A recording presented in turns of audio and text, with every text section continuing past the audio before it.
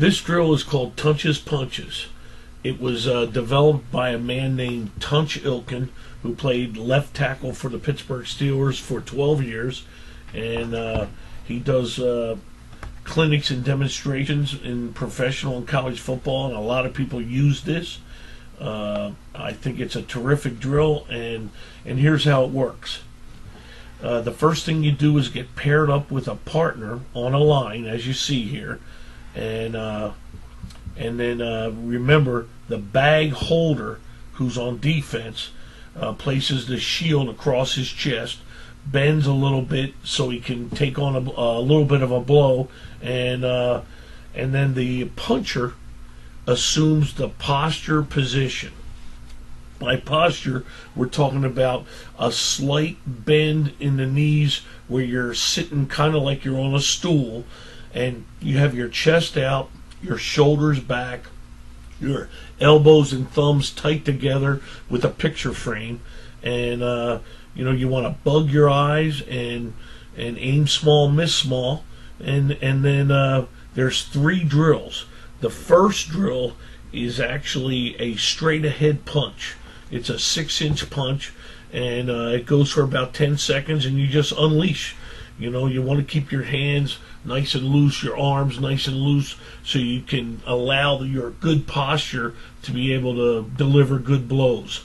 After doing that for 10 seconds to straight ahead, you switch to the next drill, which is up and down, and that's so you can move your hands, hit different targets, because of course you're working on a moving target. The third part of the intervals is a steer the wheel. When you steer the wheel, we're going to turn our shoulders, and that's because many times when you're pass protecting, you're going to get a guy who's not going to give you a big target to hit. He's going to be turning and trying to work the edges, and so you're going to have to steer the wheel so you can hit in different areas. Okay, that basically describes the drill. Of course, when you're finished with the 3 drills, which are straight ahead, up and down, and steer the wheel, 10 seconds each, you then switch partners, let the other guy do it, and you get as much of this as you can. It really builds up the shoulder muscles, and it's really good.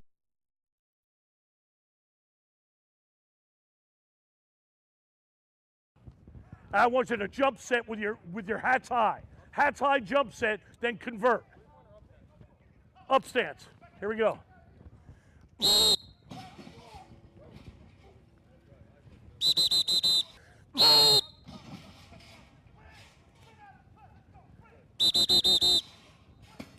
Hey, Casey, see how you got the sled turn? Here we go, ready?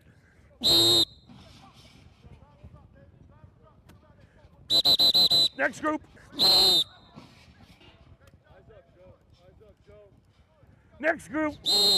Here we go, down and ready.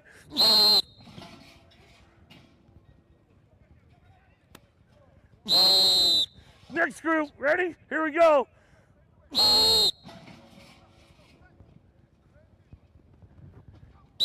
Next one.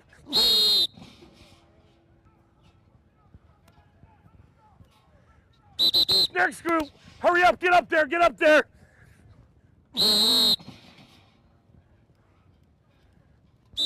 Down and ready. Hey, I want a jump set. Jump set, convert.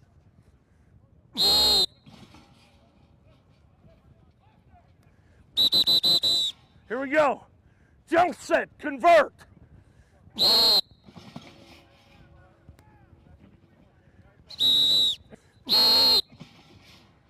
Excellent, Hunter. Good job.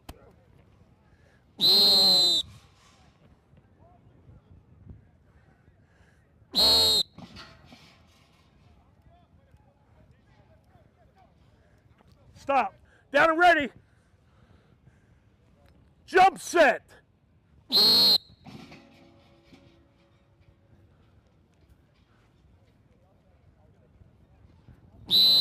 Good.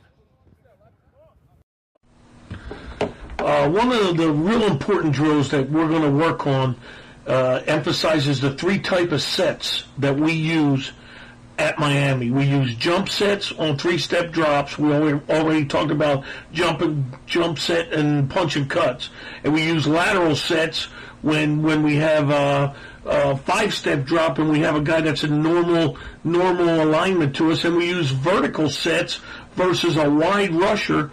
And we really don't want to go out to that wide rusher. We want to come back, let him come to us so we can also handle games.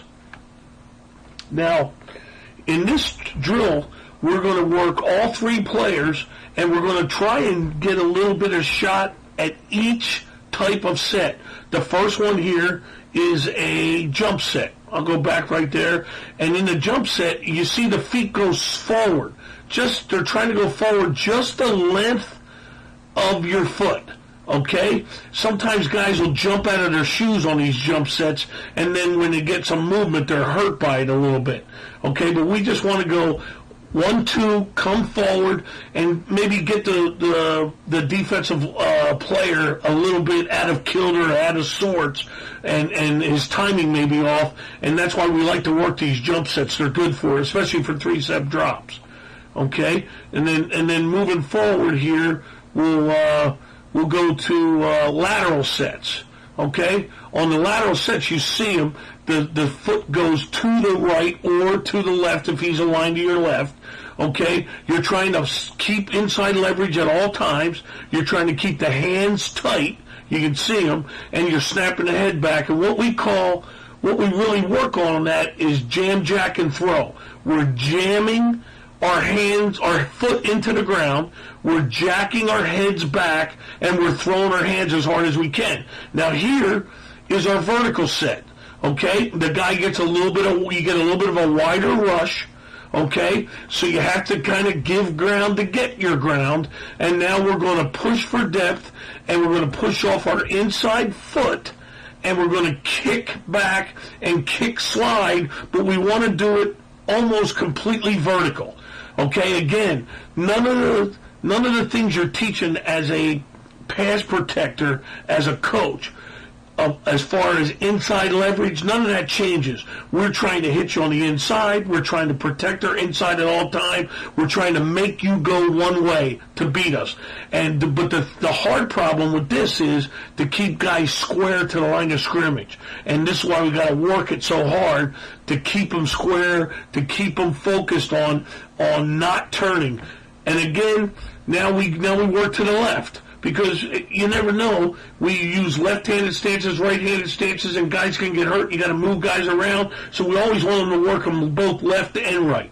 Okay? We'll start, and again, we'll do it the same progression: jump set, vertical, or jump set, lateral set, vertical set. Okay? Here's a little shot here of the vertical. And what are you trying to emphasize? Inside leverage, foot to crotch relationship right there. Don't go wide, go back, and snap the head out. How many?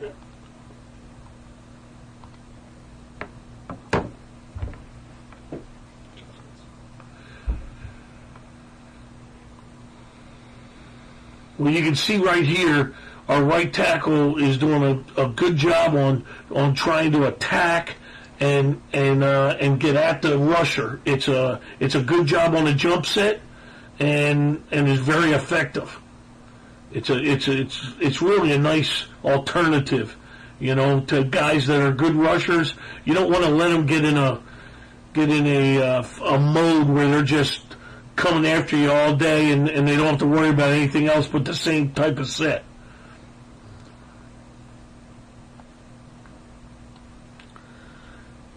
Here's more of a lateral set. But this guy he's got to get a little bit of width to get on him, but he's trying to jump him. He's trying to get after him, and I think that throws this guy off because he's probably thinking he's going to get a vertical or lateral set there, and it's more like a jump set.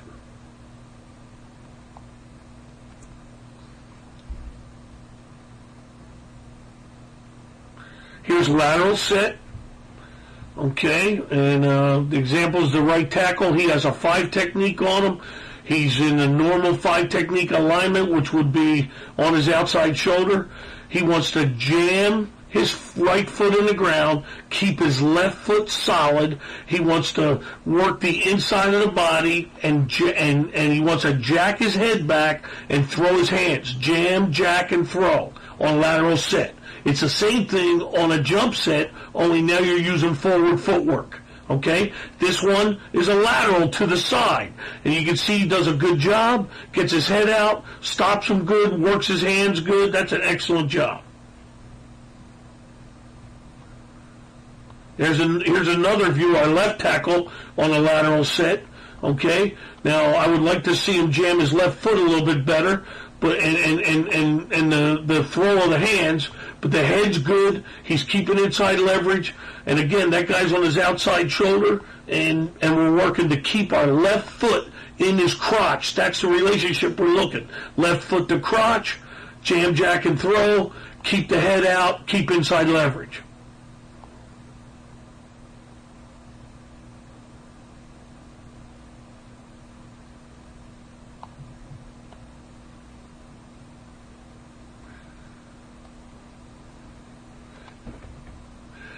The right guard here is using a lateral set.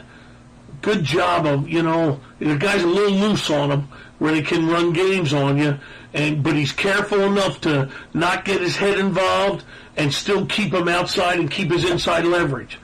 That's the hardest part of pass protection to teach, is to maintain inside leverage, because the fastest way to a sack, as we all know, is to go inside, and that's where they come from, and you just don't want to give up inside leverage at any cost. Here's some examples of vertical sets now.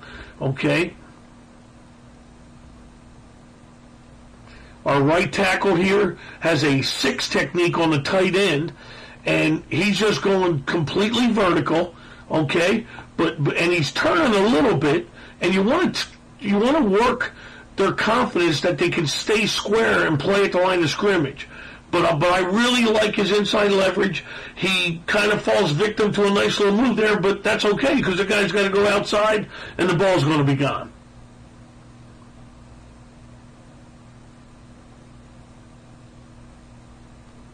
Here's our right tackle, and really, it's not a super wide guy, so but he's still kicking vertical. He's kind of turning a little bit and opening up, but it's excellent with his head and hands. Watch the head and hands. Head is out, hands are up.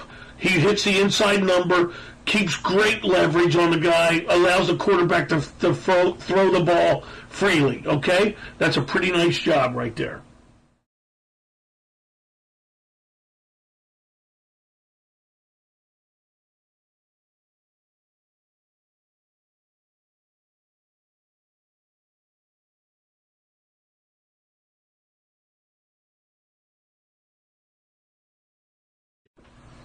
One of the most important things in O-line teaching is to be able to teach how to fit your face and hands into a block. Okay, and in these 2 drills, fit and finish, as well as refits, we're doing it without a whole lot of contact, because we're actually pre-fitting the offensive lineman into position where he would be after he hit a guy. Okay, and obviously we want his eyes and face mask right in on the numbers. We want his hands. We want his hands to be down and in, and really on the belly itself. Okay, and then we want them to feel the power of their face and hands working with their ass and hips and their feet. And so on the first whistle, on this one, this is fit and finish, they're going to drive off 5 yards. Hey, the head's in there, the hand's in there, and then as soon as they hit the 5 yard, we'll give them a second whistle, and they'll extend by taking their hands and driving them up to the pecs. Okay, so you go from the stomach to the pecs, and finish by extending and driving out. And this to me is a great drill because you're not doing a lot of hitting, but you're always emphasizing the things that are so important in run blocking, which are pads down, eyes up, thumbs tight, elbows tight, extend and finish, and move your feet. Okay? Now here's another example of it. And again, we're going 5 yards, second whistle, extend and finish. Now you're going to see, 78 kind of pushes off there, and that's not really what we're looking for. We're trying to exaggerate what's going on here. We're trying to get them fit in the whole time. We're trying to run off the insides of our shoes on our arches, okay? We're trying to squeeze our elbows and let all that power be transmitted from our feet up to our face and hands, and then to finish off by extending and finishing the block, okay? And it may be an exaggeration, but to me, it's a beautiful way of telling kids that this is the position we want them to be in on a football field, okay? This drill right here is refits. And what happens, it's the same as fit and finish, only now on the second whistle, the defensive guy becomes the offensive guy, and he sort of snap fits right back into the offensive guy who now becomes a defensive guy. So it's 4 whistles, okay? And going back, here's the first whistle. It's just fit and finish. Now on refits, we switch who becomes offense, who becomes defense. He drives back. Now I give him the third whistle. And then the fourth whistle, we switch again. Okay? And again, why do you do this? I think the reason you do this is because in a game, you're not always going to fit guys clean like this. But you're trying to get fit clean, and if you're not fitted clean in the block, you can find a way to refit and get yourself fitted into the block.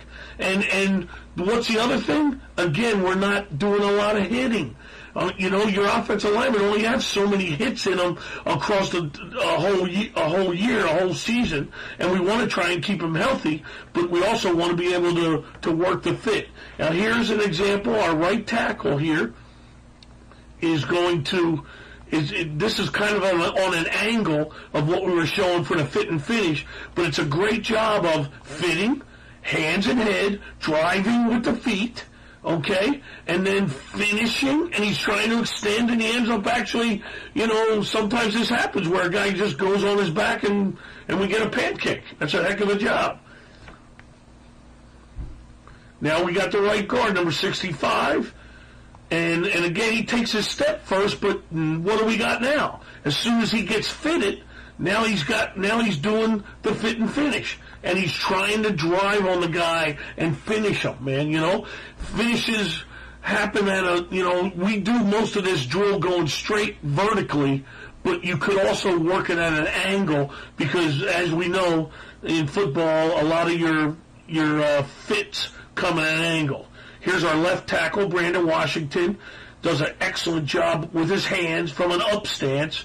He fits this down lineman, and now he keeps working his hands, keeps extending, keeps driving, and, now it's a little different than our fit and finish because it's, at a couple different angles, but it's the same principles of everything works for the lineman from his feet up to his hands and face. Okay? And when the whole body is working together, it distributes the hit all over the place. This drill is foot fires. And again, we start off by pairing up down a line. The defensive player must be taught to spread his feet, be parallel with his feet, and to sit down a little bit so he can remain upright and he's not bending over, and he gives a good surface of his belly and chest to fit the helmet and the hands. Hands on the belly with thumbs together, and eyes and nose into the chest plate. Once he gets that, he staggers his feet, either left or right. You just want to really exaggerate that they don't step backwards on this. They have a tendency to do that. We want forward footwork. It doesn't matter. We just flip-flop the feet as far as the stagger, and it's 2 whistle drill. You fire out and foot fire, for 5 yards. On the second whistle, you drive the hips in, raise up, extend, and foot fire some more and finish them. Okay, we're really trying to get lots of reps at this so they can have an understanding of A, how to be fit, and B, how to fire their feet and finish. When we do the refit drill, what we're doing is an extension of the foot fire drill. In that drill, we fit you in, put everybody on a line, pair them up, get fitted with the face into the chest bone, the nose right into the man's chest bone, his hands with tight thumbs all fitted in on the belly, and then we just drive them down and then extend and bring the hands up to the chest plate and finish with a foot fire. Well, on this one, it's a similar drill for the first whistle. And once we get to 5 yards and you get the second whistle, the two players now separate from each other about a yard each. And then the offensive player becomes the defensive player, and the defensive player becomes the offensive player. And it's a 4-whistle drill, 5, 5, 5, and 5. And as soon as he fits into them, then they finish with a whistle at 5 yards. They separate, and then the other guy becomes the offensive player. And it's just another way of allowing your offensive lineman to learn how to trust the fit position, which is tight thumbs, tight elbows, face into contact, and foot firing and driving your feet to finish the block.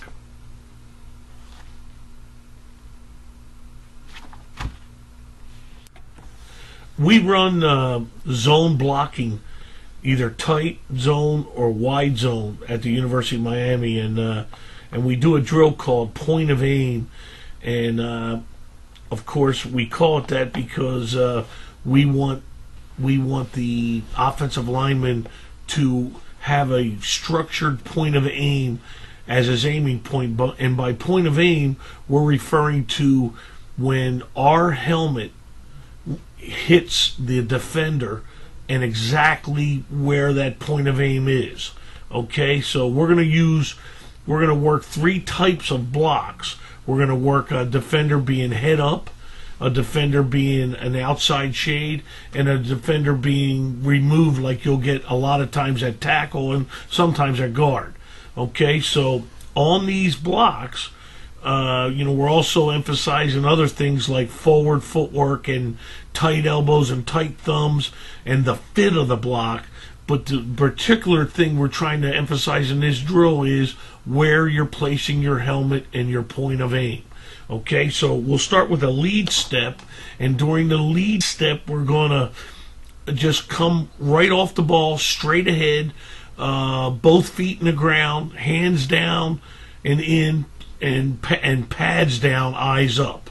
Okay, then our next drill would be our stripe to stripe, where we're going to actually take a zone step on a man that's outside of us, and our aiming point becomes our nose or helmet and face mask hitting right down the stripe of the defender. Okay, so we're going to work that, going to the left, going to the right as often as we can. The third step would be the actual wide zone step, where you're going to try and get to the outside tip of the defender or outside shoulder, and you're going to actually try and what we call bite the outside pad. Okay, it's all about your footwork and your eyes taking your head to the point of aim, and we're trying to work head up, outside shades, and wide guys, so our guys are comfortable whether they're in an up stance or a 3-point stance. They're comfortable at being able to do this and always hit the right point of aim. Each day we're going to do warm-up with our offensive line, and we're going to work on zone steps. And we're going to do it against air. And we're going to work tight zones and wide zones, and we're going to work 3-point stances and up stances or 2-point stances. We're going to work to the right and to the left, and we're going to emphasize certain things each day when we're doing this. This particular drill right here is going to the left with tight zones. We want the pads down, the eyes up, we want elbows tight, thumbs tight, and we want to transfer our weight from left to right, or in this instance, from right to left. And we're going to move from the track we're in to the next track over. Okay, we're going to practice this from an up and a down stance, and we want to emphasize that you're running off the ball and you're using forward footwork. This right here is an outside zone step, and you can see now it becomes a little bit of a, give ground to get ground thing, and the forward footwork comes right after your first step. Tackles that have a 5 technique on this play may use real almost give ground to get ground footwork, but we're really trying to exaggerate our point of aim to the right or to the left, and they're going to go much wider than they do on a tight zone, than they do compared to the wide zone. Here it is, going to the right again. I think we're giving a little too much ground with our play side foot. We want to come full with forward footwork, but the angles are very good, and we're doing it from an up stance. And we do a lot of things out of up stances, so we really have to work the 2-point stances. Okay, we're going to talk about our combination blocks on the front side, which is the play side of our zone blocks, our zone plays. We have tight and wide zone, and a single is a combination between with the center and the play side guard. A double is a combination with the guard and the play side tackle, and then a triple is a combination with the tight end and the play side tackle. And we have to work all these combinations against movement and straight up. And we have to use different point aims for tight zones and wide zones, and that's what we'll work here. Now what you're going to see here is a single, and it's going to the left. The left guard's covered. He's on. Center just feels and takes the linebacker on. There's no movement involved. Here it is, a game foot. He's a little chip. The center's on. Center chips in there and then climbs up and keeps his eyes on the backer and does a good job. We get a nice gain there. Okay, and you want to, when you're calling these singles, you want to be able to call out the backer so you know who you're working to. Here's a double on an outside zone, and we incorporated movement in there, so the aiming point's a little bit wider on outside zone. You can see right there, and with the movement, the center or the guard takes over the end, and the tackle gets right up on the linebacker. Here's one more double call, and let's see. You see it right here. It's right guard, right tackle, and they do a good job of overtaking the pinching lineman and getting up on the linebacker. We get a nice about 10-yard gain right there. This one happens to be another double. We're going to the left. Again, it's movement involved. The lead back finds a defender that comes in there, but on any wide zones or sweeps that we run at the University of Miami, we spend a lot of time on our backside pulling technique, BSPT, okay? And we really spend a lot of time on making them into cuts. They don't have to be cuts, but we're trying to cut every chance we get to cut, and we work on it a lot. In this particular drill here, and again, these types of drill I love with bags because you don't have to use bodies and you don't have to beat people up. But you're getting what you want out of this because you're hitting the point of aim, you're emphasizing the footwork, and you're trying to drive through with contact at the point of aim, which is obviously the outside knee here. Okay? Here's another example of this.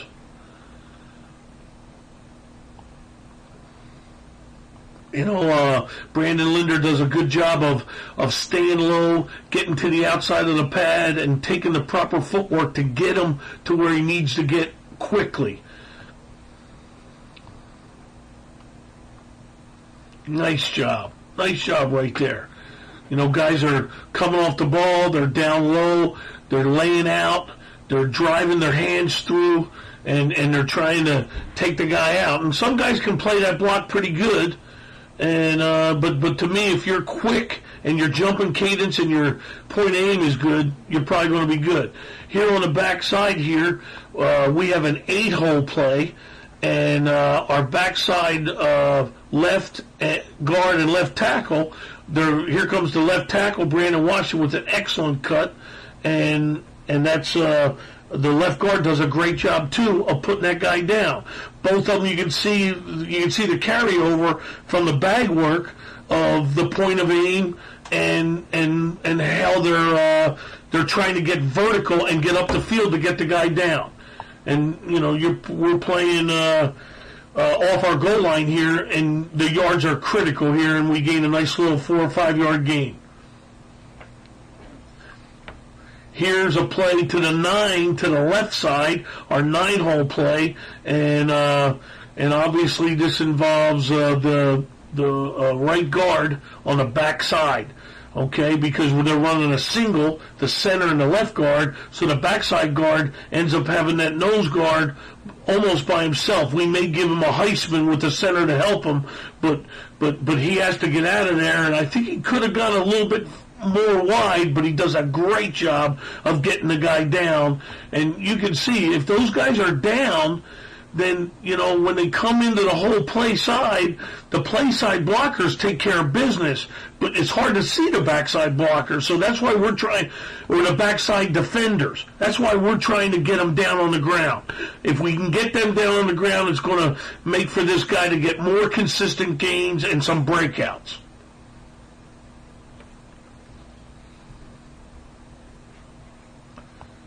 This is the left guard. We're running an 8-hole play. He gets a pretty decent jump. The left tackle was a little bit hesitant there, but the left guard's going. He gets a pretty, and sometimes, he gets this guy down, but a lot of guys will play that block better. I think he could do a better job of maybe getting to the front side knee, but I love the way he gets him down, and you can see our back, Lamar Miller, does an excellent job. He reads it out. The defense is playing the hard reach blocks, so now he comes underneath the reach blocks and gains a good 10 yards in there.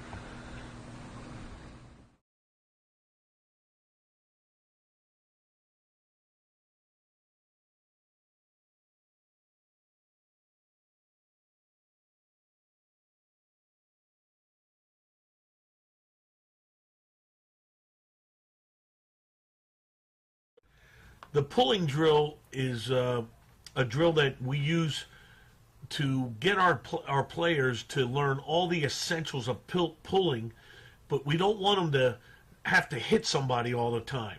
And we'll set up some dots that give us some points of aims to go to. But basically, we're telling our guy to push off his backside foot, to get depth and throw open his near arm, throw it open.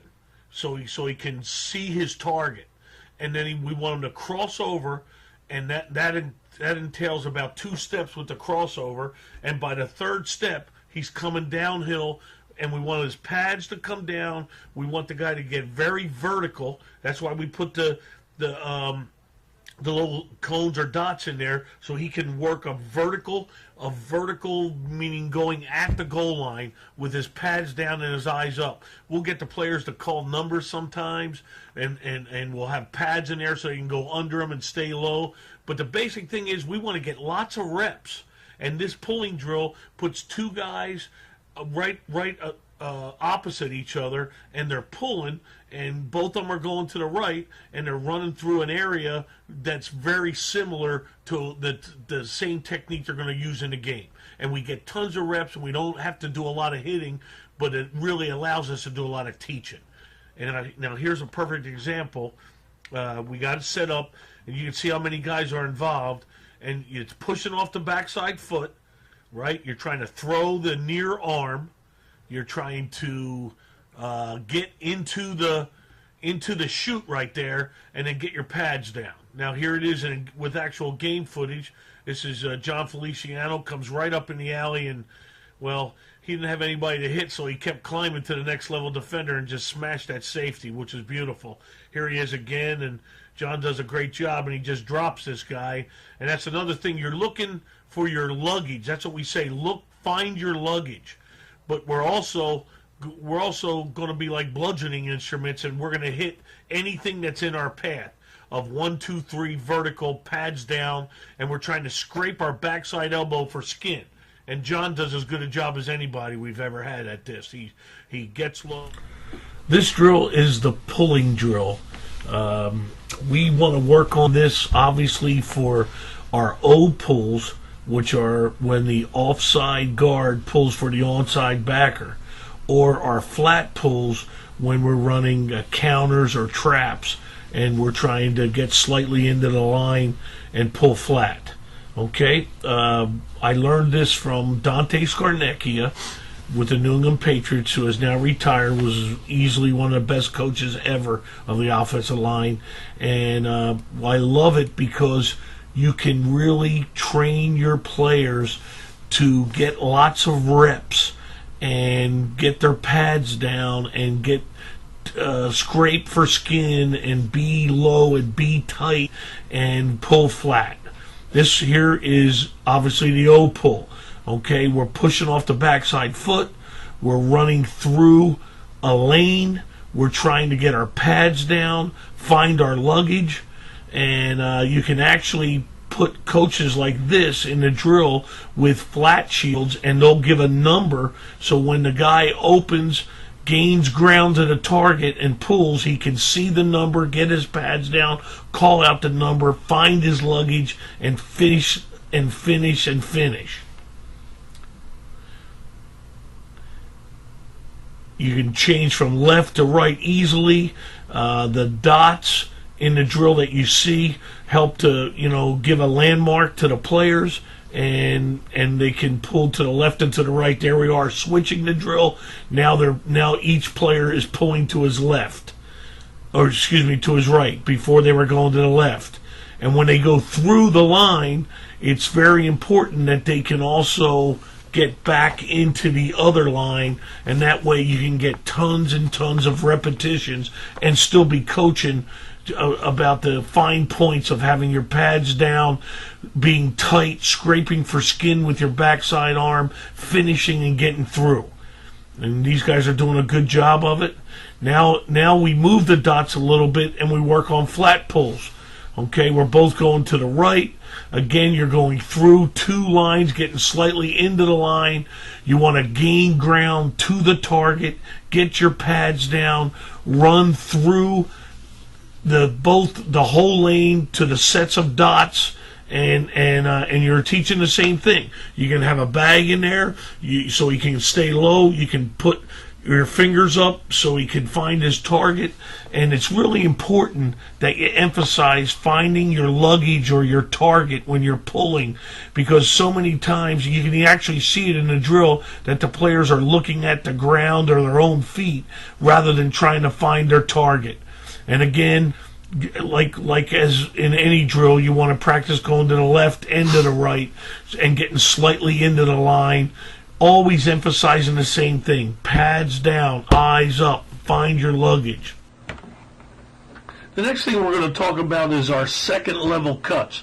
On the last thing, on the backside pulling techniques, it was the first level cuts, and they're the defensive linemen. Second level cuts involve the linebackers and safeties that come and join into the front. And once we make a decision on our backside pulling technique, here's what we're telling our linemen. You're going to go into the line of scrimmage. You're going to aim at the football. When you hit your third step, you want to make a decision on that third step to either cut or seal or climb.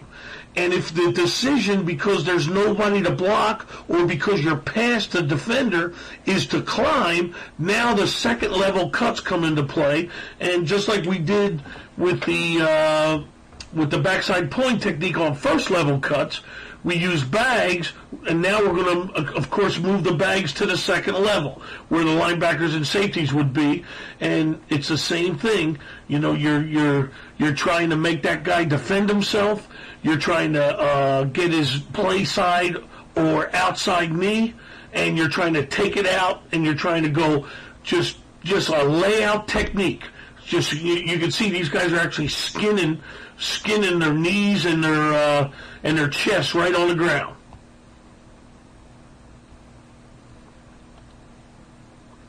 And you see that one dummy kind of pops up right there, and you can see that actually happen to the defenders during the game. Their legs, if you get them right, they'll just pop out of there and almost flip them over. You do everything to the left and to the right. Here's an example. We're running a 9-hole play to the weak side. We have a single block between the center and the left guard, and the left guard gets up, and then look at him now. Now he actually goes back away from the grain to cut this guy, and he actually misses that front side knee, but he's so vicious in the way he approaches the guy that he gets 2 for the price of 1. If you see the other safety behind the linebacker, he gets involved, and it's like bowling for dollars, you know, and he gets a nice shot on him and takes him out. And this particular play, we don't bust out of there, but you know that's going to be a great block if we can get him in that seam. Here's both the left and right guards, and they're coming up on 2 cut blocks on the second level. Great. That's a great look at second level cuts right there. Okay? Both guys are going for the play side knee. Both guys are forcing the defenders to have to protect themselves by either jumping over you or low shedding you. And to me, they're great. It's hard to defend those blocks, as you can see, and then get off and make a tackle. Okay? And it would have been nice if the right guard actually cut that backer. He didn't get him down, but, you know, they're still very effective blocks.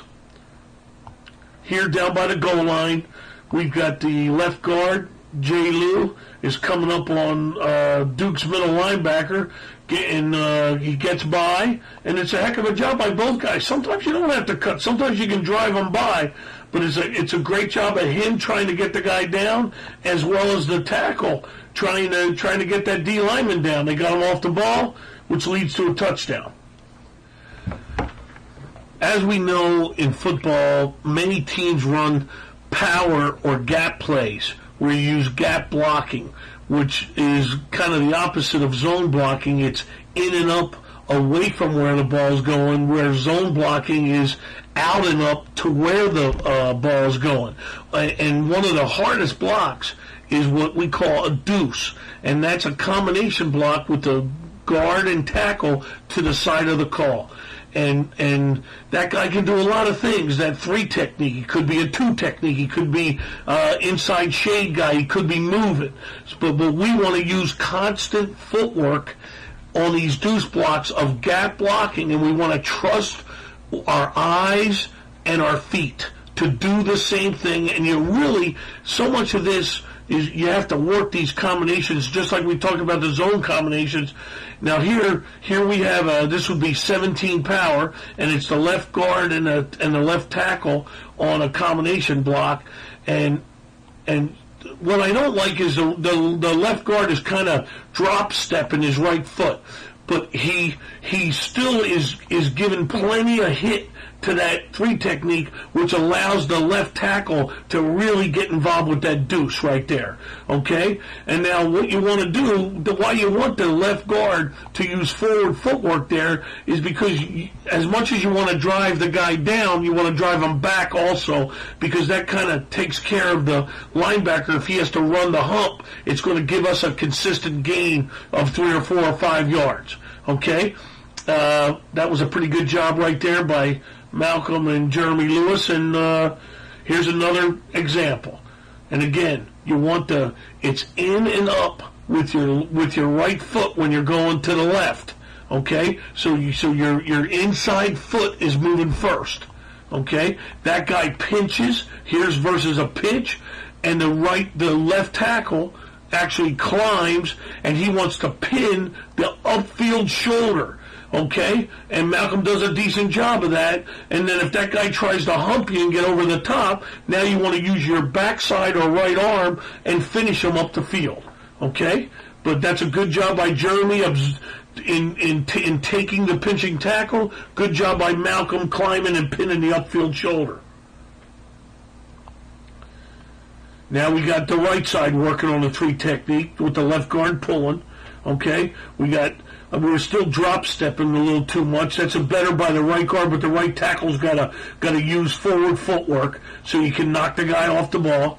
And and you always tell him that covered guy, the guard, has to look inside because he could get hit by a pinching nose guard, a blitzing linebacker, and so he wants to be in and up, pads down, and trust the tackle to get there so he can keep going up the field and get whoever shows. Here's some game footage, and it's a 16 power. It's right guard, right tackle on a 3 technique. The 3 wants to play us straight up. It's a pretty good job. The right guard climbs up because the backer's not scraping across, and he wants to come right at him, so we'll take him on. And here comes the back, and oh man, he sneaks out of there, and it's a bust out. Beautiful. And I'm not saying there's a lot of important blocks there, but that deuce block ends up being as important as anything on this power. Here's a backer trying to run through in the A gap, and again, what we're talking about is in and up footwork, but your eyes are inside. You got to trust that the tackle next to you is going to fill the void and connect with your hip while you're looking at any A gap run throughs, and he picks it off perfect, and we get a nice pull. And he shoots right through there. We probably could have done a better job on that outside end, but it's a nice 5-yard gain, 4-yard gain. Here we got another 16 power. Right guard, right tackle on the deuce. I think the right tackle's turning too much. You want to stay square. But he's using good footwork. He has good awareness of that linebacker, and he gets lucky and flushes him up. It's a great job by the right guard taking the 3 technique when he comes inside. The back kind of hesitates a little there, and if he hadn't hesitated, he might have got through there. And look at the job by the puller knocking that guy down, but it's a real good job on the deuce. We use back blocks on our gap plays like counters, powers, and naturally we have to practice these back blocks a lot. So we'll start off by getting paired up with a partner on a line. Then the defender holds a hand shield across his chest and lines up in a tight inside shade. On the whistle, the offensive player will execute this back block. On the second whistle, the defender will turn and run as if chasing down a ball carrier. The offensive player then has to throw his backside arm to keep himself between the defender and the ball carrier. Naturally, we practice these on going down.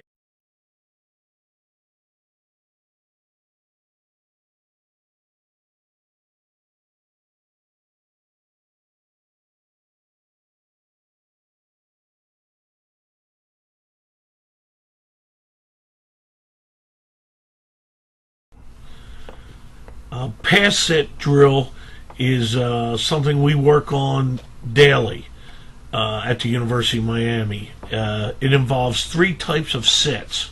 The first one is a jump set. On the jump set, we have the defender, and the players are paired up on a line. We have the defender in a head-up position, and then we want to jump set them, which entails going slightly forward with both feet, and you're trying to get a little edge on the defender before he can grab you by surprising him with a jump set or forward footwork type of set. The second set is a lateral set. Lateral means going to the side, and on the lateral set we work it against a outside shade technique that's usually in a foot to crotch alignment on the pass protector.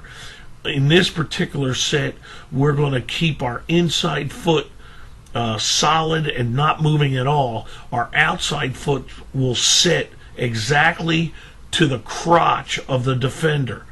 Okay, we're gonna, do our usual of with our hands and our heads and our feet by jam jacking and throwing. Okay, the third set is a wide or vertical set, and we'll get the defender to come out extra wide, and now we're going to give ground with a kick slide technique.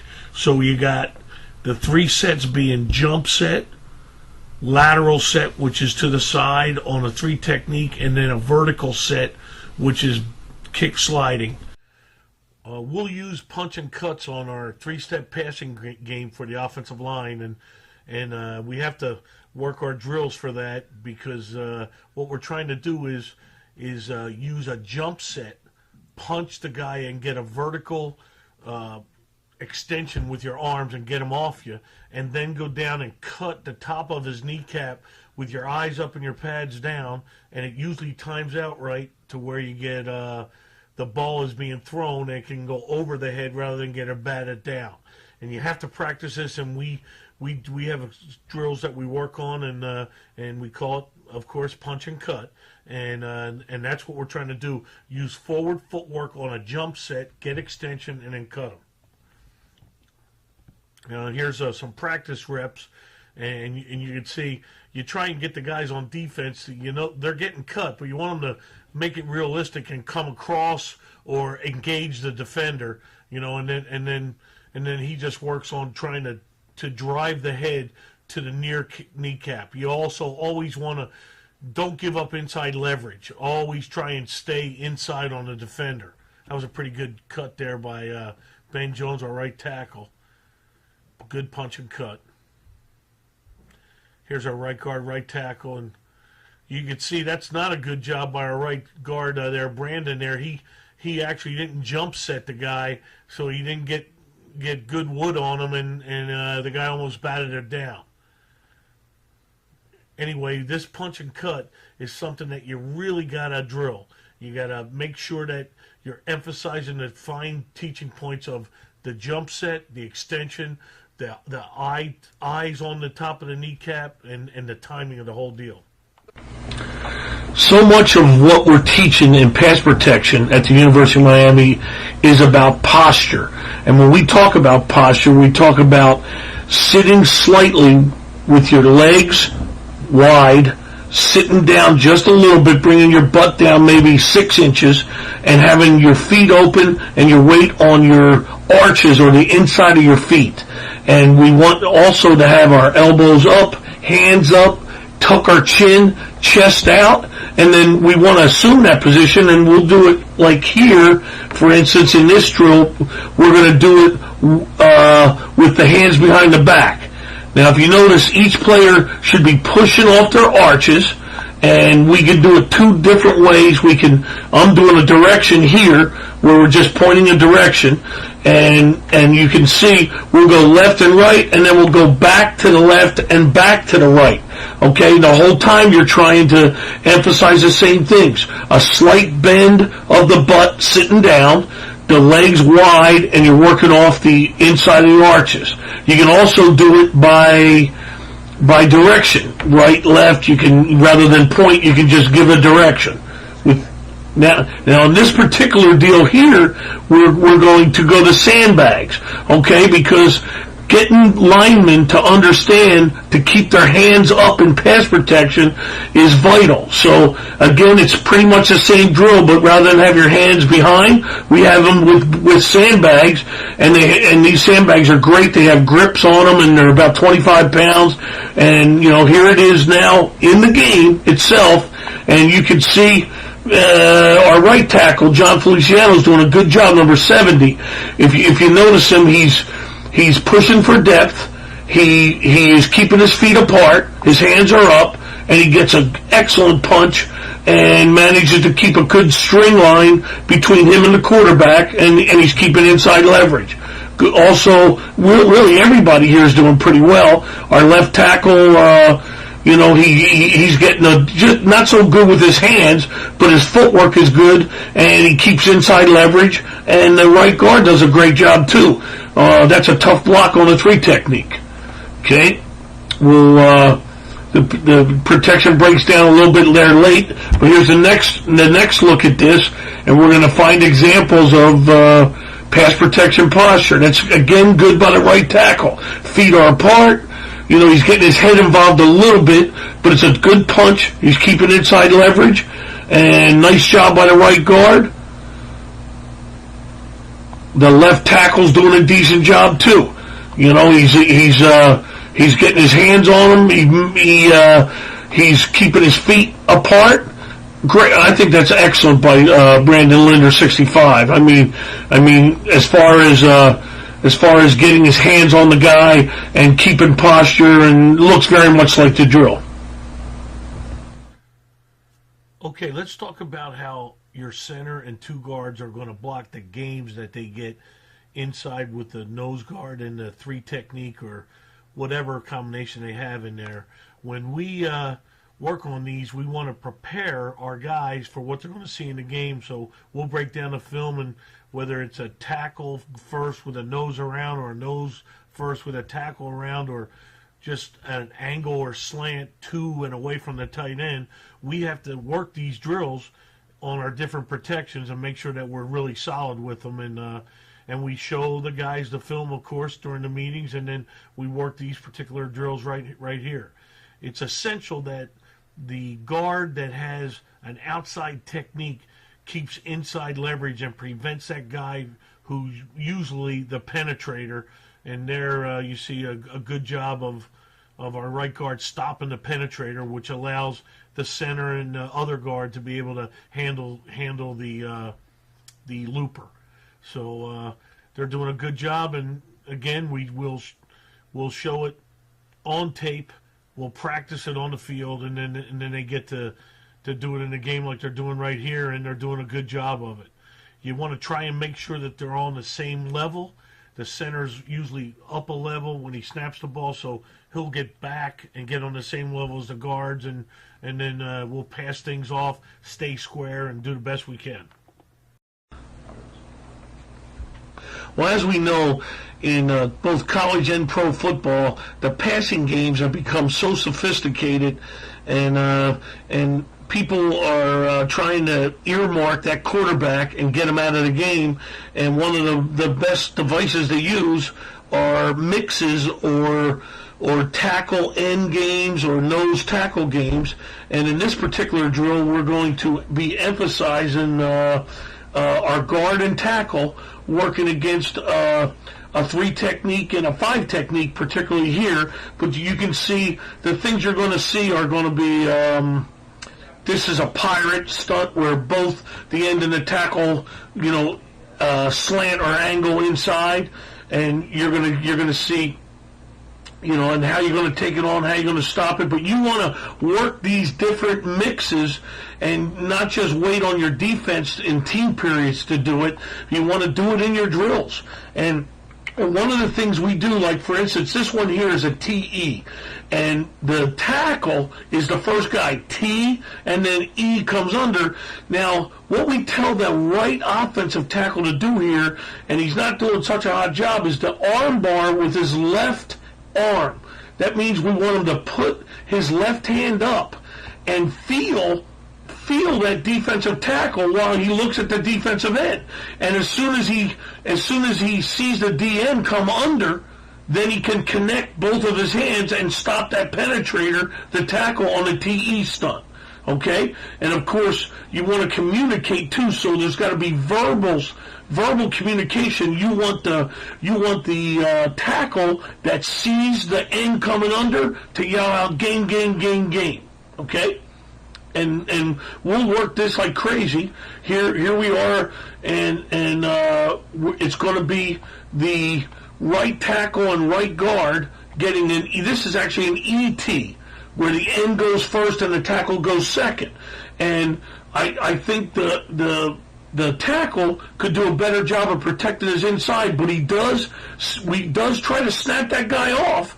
The guard gets him a pretty good job. They yell out game, and then the tackle should stay there. Let that tackle come around and get outside him so you keep inside leverage, and then we block the game. Here on the next play, this is the left guard and the left tackle. And actually, the left guard has a 2 technique. The guy tries to stem out to a 3 technique late, and so our left tackle's kind of jumping outside on him, but he sees the game. He yells it out. He does a good job of staying flat and shutting that down. And if you watch the left guard, he's extending his hands and removing that guy so it's a little easier on our left tackle. That's the whole key to these games. Stop the penetrator. The looper is a big part too, but the penetrator is the most important guy. You got to stop him, and you got to use your hands violently on these things. That's a real good job. Allows us to throw the ball and make a completion, move the chains. Another TE. This is right guard, right tackle. You know, the right guard should try. He's trying to stay flat. Notice how the right guard's not giving ground and turning and putting the right tackle in pearl. And the other thing the right tackle could do is put his left arm up as an arm bar. Watch that right end, that left defensive end. You're watching the end. As soon as he comes under, yell game, connect your right hand to your left hand, and you're working. You're working the TE stunt. That's a really good job, you know.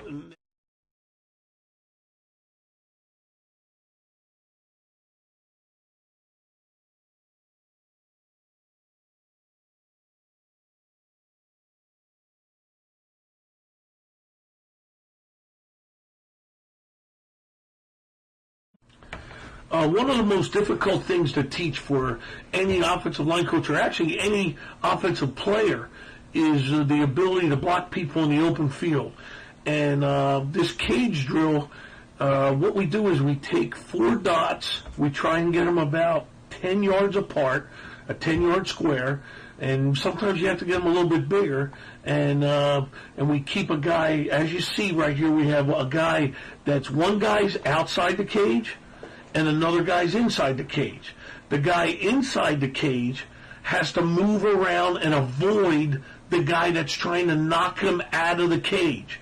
And what you're trying to emphasize in this drill is the ability to keep your feet apart with your pads down and your eyes up and your elbows and hands tight. Because the first thing guys want to do in the open field is grab and contain people. And we don't want to grab and contain you in the open field. You're probably a better athlete than us in the open field. All we want to do is assume good position and make you move, and that should be enough room to let the back run. Now, the whole key to this is a great conditioning drill, and usually it goes for 10 seconds. You time it for 10 seconds, and the guy in the cage, here comes number 76 outside the cage, the guy in the cage has to avoid. Now, he's not really doing a good job of avoiding. I want him to spin, be like a point guard in basketball. Avoid the guy that's trying to knock you out and stay in the cage. Now, and again, let's go back. The important part of it is the guy that's outside the cage and trying to knock you out of there is trying to get his pads down, trying to keep his elbows and thumbs tight, and trying to bend with his pads down with his eyes up. And it sounds like it's easy, but the common mistakes are hands outside, trying to contain, head goes down, okay, and feet cross over, okay, and you want to avoid those things in the open field. This is a great job, by the way, of Taylor Gadbois giving good effort and trying to grind the guy out of there, right? It's what football's all about, man. We're trying to give effort. Now we're trying to show you where here's actually going back the wing receiver, the right guard and the center. We all have examples of getting in the open field, okay? Now you can see the wing receiver does a nice job of getting on the guy, and he's got his feet apart, and he's square, and his hands are tight. But then he doesn't finish and doesn't run his feet, and that could be the difference between a play breaking for 8 or 10 and getting out of there. Could be a difference in the game. Now the center and the right guard, you see them, they're making connections, and now you got to move your feet, get them moving, create a hole. You know, it doesn't always mean that you're moving guys back towards the goal line and putting them on their back. It just means you're moving them and creating lanes for our backs to run in. Here's the right guard, obviously. He zone steps on a tight zone play. Actually, this is a wide zone. And you know, the defensive end works outside on our right tackle, so that puts him up on that linebacker, and now it becomes like an open field block. And he's engaging, and he falls off, and that's probably because he gets his feet crossed up. Because these guys, they're going to use their hands too, and they're going to throw you. So once you get connected, you have to work on your balance, and that's when it gets to your feet being apart and your weight being on your arches, so you have balance with your hands and feet working together. Now, that's a good job by him, though, as far as his connection with them. You know, you don't need a big-time hit or a big-time. Okay, one of our favorite pass blocking drills is called Bull of the Ring.